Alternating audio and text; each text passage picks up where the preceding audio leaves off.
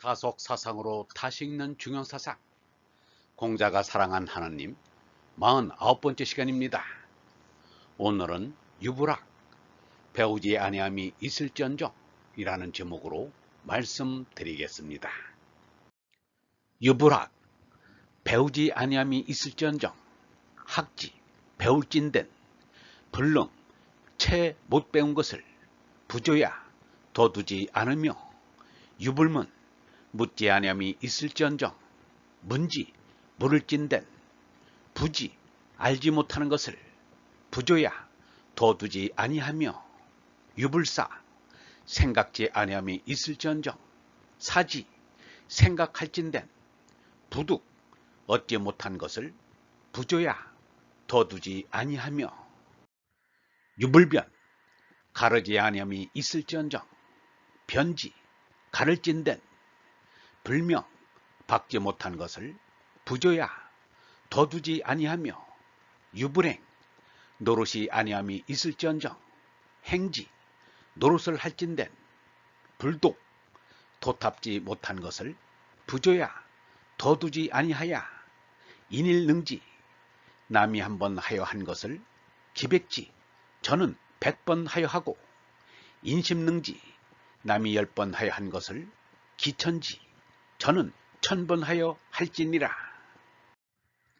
삶을 참되게 살아가는 5대 덕목이라 할 수 있는 학문사변행을 끝까지 실천하자는 말입니다.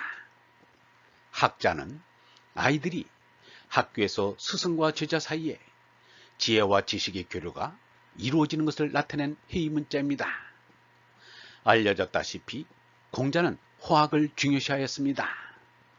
작은 고을에 나만큼 충신하는 사람은 있겠지만 나만큼 호학하는 이는 없을 것이라고 말하였습니다. 공자는 형편이 어려워 학교를 다니지 못하였습니다. 누구든 자신보다 나은 이가 있으면 배웠습니다. 사람은 지혜를 배우지 않으면 짐승을 면할 길이 없습니다. 링컨도 10달밖에 학교를 다니지 못하였으나 호학하는 사람이었습니다. 그리하여 하느님을 아는 으뜸가는 지혜를 터득하였습니다. 하느님을 깨닫지 못하면 바로 배운 것이 못됩니다. 학으로 각을 이루어야 합니다. 학의 완성이 각입니다. 문자는 가려져 모르는 것을 입으로 물어서 알아내는 것입니다. 그래서 알아들어야 할 문은 문에서 완성됩니다. 바로 물어서 바로 듣고 바로 듣는 이가 거룩입니다. 그래서 성자에 입구와 귀가 있습니다. 또한 학자와 문자가 붙어서 학문이 되었습니다. 스승에게서 학문을 하다 마지막은 하느님에게 학문해야 합니다. 그래서 너희 스승님은 하느님이시다 라고 하였습니다. 예수가 떠나면서 어에게 성령에게 배우라고 한 것은 하느님에게 배우라는 말입니다. 사는 머리와 심장을 붙여놓은 글자입니다. 머리와 심장에서 생각이 나온다고 본 것입니다. 사람이 사람다운 것은 깊은 생각을 할 수 있는 데 있습니다. 다시 말하면 원통으로서 모든 낫동대의 생명의 근원이 되시는 하느님을 생각할 수 있는 데 있습니다. 짐승은 하느님을 생각하지 못합니다. 하느님을 생각하지 못하면 짐승을 면할 수 없습니다.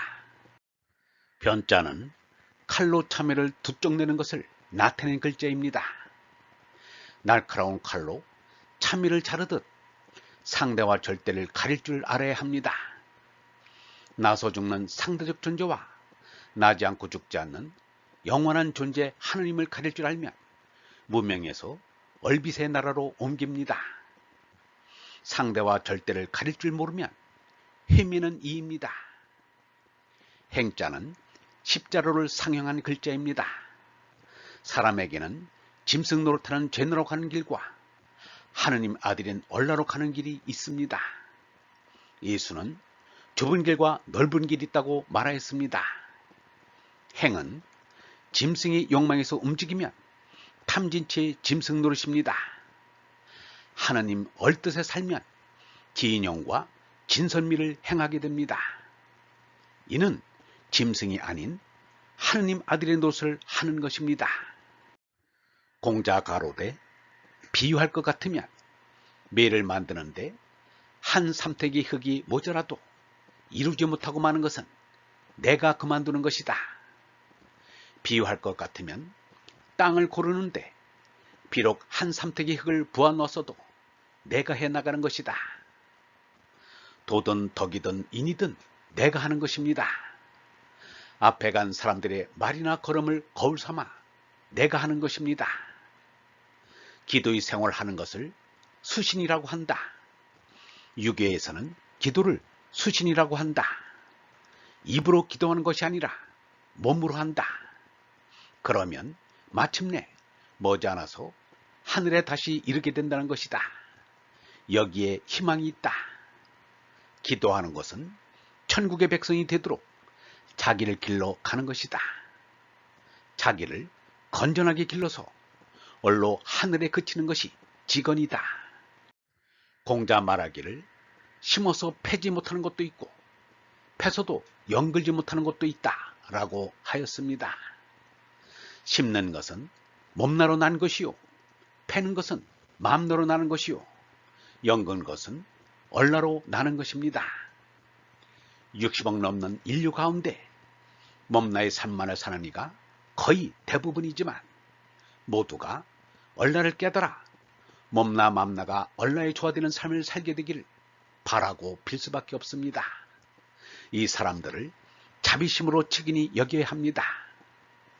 중용을 읽고서 크게 깨달은 바가 있던 장행거는 중용을 읽는 방법에 대해 이렇게 말하였습니다. 중용에 나오는 글들은 모름지기 한글귀 말뜻을 알고 나서 그 한글귀 말로 하여금 서로 드러내 밝혀 글 전체의 뜻을 알 수 있게 해야 한다.